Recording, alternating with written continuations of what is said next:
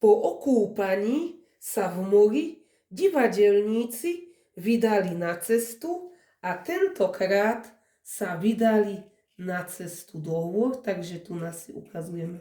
touto fixkou, si zakresľujeme,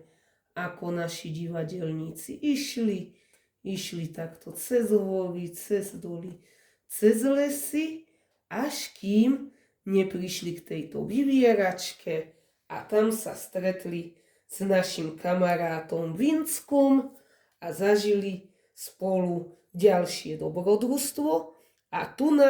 máme ďalší obrázok, ktorý si prilepíme a prilepíme si ho sem na toto miesto.